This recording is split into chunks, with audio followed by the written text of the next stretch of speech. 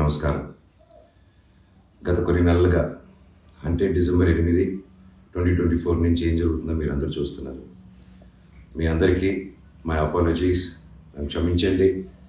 ఎందుకంటే ఈ ఒక్క సమస్య నేను ఎవరి కోసం అయితే పోరాడుతున్నానో మా స్టూడెంట్స్ కోసం అండ్ మా కాలేజీలో ఆపోజిట్లో ఉన్న పని చేసుకుంటూ ఉన్న ప్రజల కోసం అండ్ వ్యాపారాలు చేసుకుంటున్న ప్రతి ఒక్కరి కోసం. అండ్ నేను ఫస్ట్ నుంచి దాని మీద మాట్లాడుతుంటే అది తప్ప డైవర్షన్ చేస్తూ నా మీద అటాక్లు చేస్తూ నా కుటుంబ సభ్యులను లాగుతూ నన్ను ఒక మనిషిని ఎన్ని విధాలుగా ఇబ్బంది పెట్టాలో అన్ని విధాలుగా ఇబ్బంది పెట్టేస్తున్నారు. అండ్ భయపడతారు అనుకుంటున్నారేమో, అది జరగని పని, ఈ జన్మకి జరగదు. అది నేను తప్పు చేయలేదు. నా మీద, నా భార్య మీద దాదాపు 32 కేసుల వరకు వేశారు. 32 కేసులు ఢిల్లీ నుంచి వాళ్ళ మనుషులతో, తిరుపతి నుంచి, హైదరాబాద్ నుంచి, ఎన్ని కోర్టులు ఉంటే అన్ని కోర్టుల నుంచి, ఎన్ని కలెక్టర్ ఆఫీసులు ఉంటే అన్ని కలెక్టర్ ఆఫీసుల నుంచి, అండ్ అన్ని బోగస్ కేసులే. అండ్ అన్నింటికి నాది ఒకటే రిప్లై, ఎందుకంటే నిజానికి ఒకే వర్షన్ ఉంటుంది, అబద్ధానికి అన్ని వర్షన్స్ ఉంటాయి. క్లుప్తంగా ఈ మధ్య జరిగింది. నేను ఫస్ట్ ఏం చెప్తున్నాను, వీళ్ళు బౌన్సర్స్ చేసుకొని మా వాళ్ళందరినీ కొడుతున్నారు, అక్కడ ఊరు వాళ్ళందరినీ కొడుతున్నారు, స్టూడెంట్స్ని కొడుతున్నారు అని నేను చెప్తూనే వస్తున్నాను. నేను అలా చెప్తుండగా నేను రాయచోటికి ఒక ఫంక్షన్కి వెళ్ళినప్పుడు ఆ ఫంక్షన్లో ఇక్కడ ఉన్న వాళ్ళందరూ వచ్చి ఒక వ్యక్తి రాకుండా ఇక్కడ వ్యాపారం చేసుకుంటుంటే ఆయన స్టోర్లో దూరి వస్తువులన్నీ ధ్వంసం చేసి కొట్టేసి అక్కడ ఉన్న స్టూడెంట్స్ని కొట్టి అద్దాలన్నీ పగలగొట్టి ఆ వీడియోస్ అన్నీ వచ్చాయి బయటికి.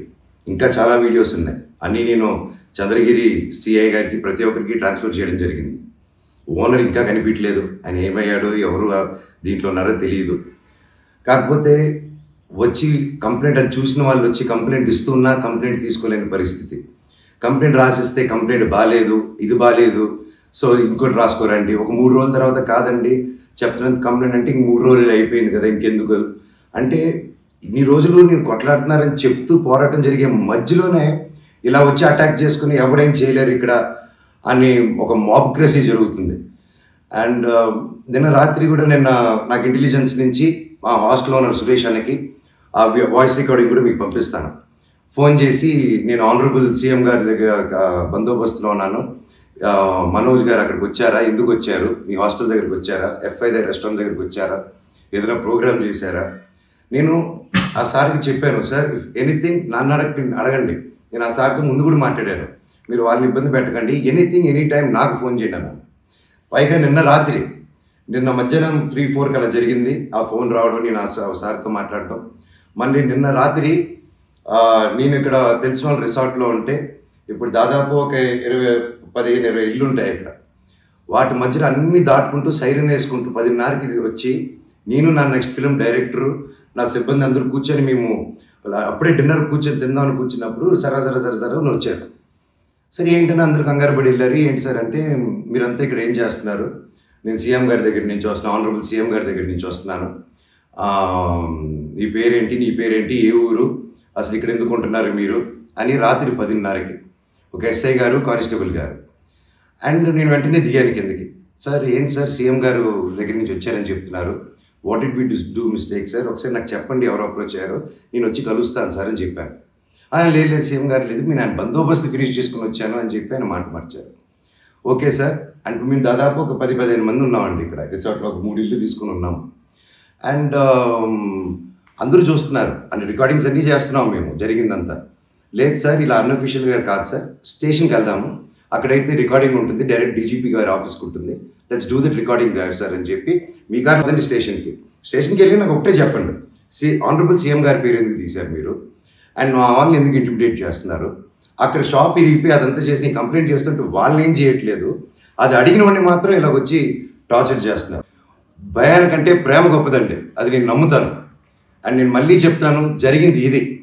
అండ్ నేను అక్కడికి వెళ్ళిన తర్వాత పోలీస్ స్టేషన్కి నేను నా కారులో ఎక్కి స్టేషన్కి వెళ్ళాను. వెనకెళ్ళి ఎస్ఐ గారు వస్తున్నారు. స్టేషన్ లోపల ఆగి వెళ్ళిన తర్వాత ఎస్ఐ గారు 500 మీటర్ల దూరంలో ఆగారు. ఆగిన తర్వాత మా వాళ్ళు వెళ్ళి సార్ వెయిట్ చేస్తున్నారు, 2 వస్తున్నానని కారు తీసి ఆయన వెళ్ళిపోయాడు, ఆయన కానిస్టేబుల్ గారు. నేను లోపలికి వెళ్ళి హెడ్ గారు ఉన్నారు, ఇంకో కానిస్టేబుల్ గారు ఉన్నారు. అయ్యా కెమెరా ముందు మాట్లాడదామని చెప్పి, అయ్యా ఇలా వచ్చి నన్ను డిస్టర్బ్ చేశారు, ఎందుకు చేశారంటే ఎస్ఐకి ఫోన్ చేసి నేను తీయట్లేదు సార్ అంటే స్పీకర్ పెట్టండి అన్నాను, అన్నీ రికార్డ్ చేశారు. అండ్ అఫీషియల్ ఆ కెమెరా ముందే మాట్లాడుకున్నాం. దయచేసి పోలీస్ స్టేషన్లో జరిగిన రికార్డింగ్స్ కుదిరితే చూడండి, మీరు తెప్పించుకొని ఏం జరిగిందో. ఇదండి జరిగింది. అండ్ ఎస్ఐ గారు రాలేదు, ఎవరు రాలేదని నేను ఇక్కడే వెయిట్ చేస్తున్నాను. ఈలోగా సిఐ గారు ఫోన్ చేస్తే నాకు మెసేజ్ పెట్టండి సార్, మా వాళ్ళకి నేను ఇక్కడ నన్నే ఇంత ఇంటిమిడేట్ చేసి నన్నే ఇలా తొక్కాలని చూస్తూ ఉంటే ఇంకా మిగతా వాళ్ళందరినీ ఏం చేస్తారు సార్ మీరు, నేను ఊరి దాటాక వాళ్ళని ఏం చేస్తారు సార్, వాళ్ళకి ఏం ప్రొటెక్షన్ ఉంది అని చెప్పి అనడం జరిగింది. సో ఇది జరిగింది. ఎందుకంటే ఒక్కొక్కరు ఒక్కొక్క న్యూస్ క్యారీ చేస్తున్నారు. But this is the facts happen. నా దగ్గర ప్రతిదీ ఫ్యాక్ట్ ఉంది. నన్ను తప్పు అయితే నా షర్ట్ పట్టుకున్నాను వరే మనోజ్ తప్పు రా అని అడగండి మీరు, I'm ready for that. But దీంట్లో దీంట్లో ఏది నాది ఒక తప్పు లేదు. అండ్ ఈరోజు కూడా I'm going to meet SP గారు ఈరోజు 5 గంటలకి. ఆయన కలిసి ప్రతి ఒక్క ప్రూఫ్ ప్రతిదీ నా దగ్గర ఉండేది వెళ్ళి తీసుకెళ్ళి చూపించి సార్కి సబ్మిట్ చేయాలనుకుంటున్నాను. థ్యాంక్ యూ సో మచ్ అండి. జై హింద్.